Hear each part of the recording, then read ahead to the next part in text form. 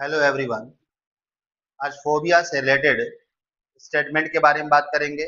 आप देखेंगे one day exam, चाहे वो एसएससी हो, सीडीएस, एनडीए, बैंकिंग, ऐसे कोई भी एग्जाम हो, इसमें वन वर्ड सब्स्टिट्यूशन के क्वेश्चन पूछे जाते हैं। जैसा कि आपको पता होगा, वन वर्ड सब्स्टिट्यूशन का मतलब होता है एक दिए गए सेंटेंस के लिए बना हुआ एक शब्द। तो हम लोगों के एग्जाम में कुछ ऐसे स्टेटमेंट पूछे जाते हैं जो फियर से रिलेट करते हैं। तो ऐसे जितने भी स्टेटमेंट जो फियर से रिलेट करते हैं फ्रेंड्स, उनके लिए जो एक वर्ड बना हुआ होता है उसको फोबिया कहते हैं। तो जब भी कोई ऐसा वर्ड जिसमें फोबिया लगा हुआ हो, इसके लिए जो स्टेटमेंट बनता है उसमें फियर की बात जरूर की गई होती है। तो आज हम लोग फोबिया से रिलेटेड वर्ड को कवर करेंगे, उसके स्टेटमेंट को देखेंगे और बड़े इजी वे में हम लोग इससे सॉल्व करने के बारे में बात करेंगे। इसलिए सारी बातों को समझने के लिए वीडियो में शुरू से लास्ट तक बने रहिए। और अगर वीडियो अच्छा लगे तो इसे लाइक और शेयर जरूर करिए, कमेंट जरूर करिए, ताकि मुझे पता चले कि मेरा वीडियो आपको कितना बेनिफिट पहुंचा पा रहा है और आगे ऐसे ही वीडियो मैं आपके लिए लेता आऊंगा जो आपके लिए काफी बेनिफिशियल होगा। तो चलिए देर ना करते हुए हम लोग फोबिया से रिलेटेड वर्ड के बारे में बात करेंगे, उसके स्टेटमेंट के बारे में बात करेंगे। तो चलिए यहाँ हम लोगों का पहला वर्ड है क्लस्ट्रोफोबिया। आप देखेंगे क्लस्ट्रोफोबिया जिसका मीनिंग होता है fear of closed place. Fear of closed place, इसका मतलब होता है बंद, चारों तरफ से बंद जगह से लगने वाला भय। आप देखेंगे इसको लर्न करने का तरीका होगा, क्लस्ट्रो का मीन ही होता है क्लोज्ड प्लेस। और फोबिया जब भी किसी वर्ड के लास्ट में लगा हुआ हो तो समझ जाना है कि किसी ना किसी भय या डर की बात हो रही है, फियर की बात हो रही है। इस तरह से कभी भी क्लस्ट्रोफोबिया के लिए स्टेटमेंट बनाना हो तो फोबिया के लिए फियर ऑफ और क्लस्ट्रो के लिए हो जाएगा क्लोज प्लेस। इस तरह से क्लस्ट्रोफोबिया का स्टेटमेंट बनेगा फियर ऑफ क्लोज प्लेस, मतलब चारों तरफ से बंद छोटी सी जगह से लगने वाला भय। चलिए फ्रेंड्स दूसरे वर्ड के बारे में बात करें तो नेक्स्ट वर्ड हमारा आएगा एगोराफोबिया। देखेंगे इस वर्ड के लास्ट में भी फोबिया लगा हुआ है। इट मींस इसके स्टेटमेंट में भी किसी डर या भय की बात की जाएगी। तो इसका स्टेटमेंट जो भी बनेगा उसकी स्टार्टिंग फियर ऑफ से होगा। और चूंकि यहाँ एगोरा लगा हुआ है तो एगोरा का सिंपल सा मीन होता है ओपन प्लेस या टू बी अलोन। आप देख सकते हैं कि इसका जो स्टेटमेंट बना हुआ है the fear of open place या फिर टू बी अलोन, अकेलेपन से जो भय उत्पन्न होता है, जो भय लगता है, उसी को हम एगोराफोबिया कहते हैं।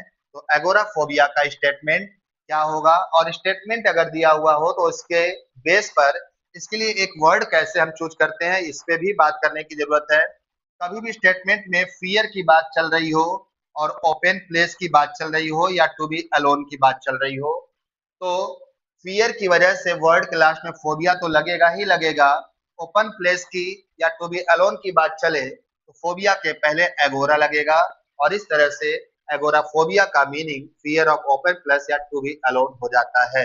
चलिए आते हैं थर्ड वर्ड को देखेंगे, और इसमें आप देखेंगे एक्रोफोबिया। क्योंकि इस वर्ड के लास्ट में भी फोबिया लगा है तो इसके स्टेटमेंट में द फियर ऑफ जरूर आएगा। इट मीन किसी डर या भय की बात होगी। और एक्रो का मीन होता है हाई प्लेसेस या हाइट्स। इट मीन ऊंचाई से लगने वाला भय। तो जब आपको ये क्लियर रहेगा कि एक्रो का मीनिंग हाई प्लेसेस होता है या हाइट्स होता है और फोबिया का मीनिंग फियर से होता है, तो इसका स्टेटमेंट जब आप देखेंगे तो फियर ऑफ हाई प्लेसेस या फिर fear of Heights, it mean ऊंचाई से लगने वाले भय को रिप्रेजेंट करेगा।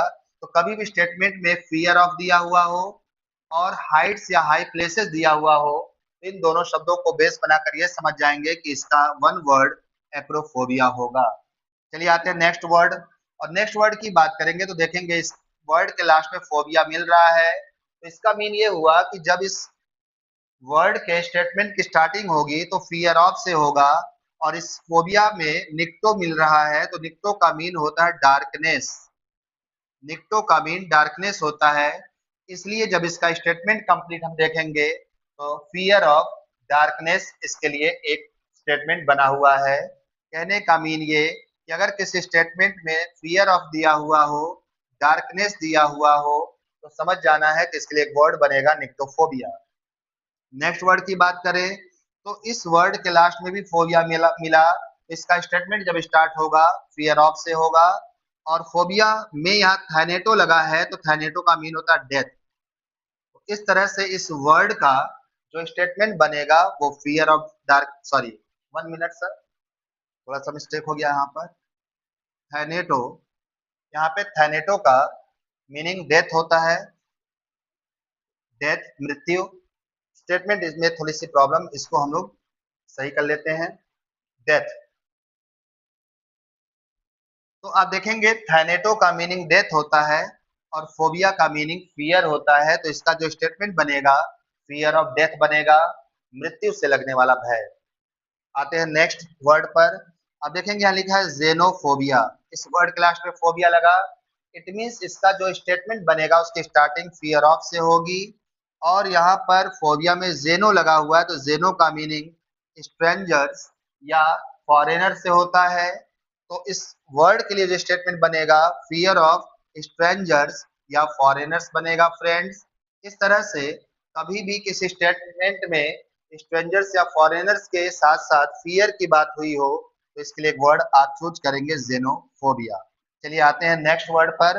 आप देखेंगे नेक्स्ट वर्ड है ऑक्लोफोबिया, इस वर्ड के लास्ट में भी फोबिया आया, तो इस वर्ड के लिए जो स्टेटमेंट बनेगा वो फियर ऑफ से शुरू होगा, और चूंकि ऑक्लो का मीन मॉब होता है या फिर आप क्राउड कह लीजिए, भीड़ से लगने वाला भय, तो इसका जो स्टेटमेंट बनेगा फियर ऑफ मॉब या क्राउड।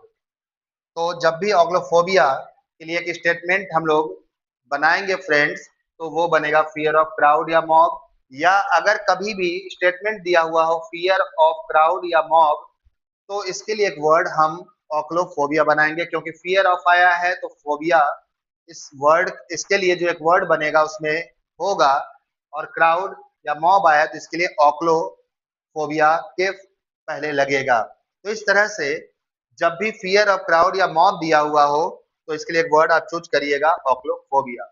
तो इस तरह से फोबिया से रिलेटेड जितने इंपॉर्टेंट वर्ड आपके वनडे एग्जाम्स में पूछे जाते हैं वो यही है।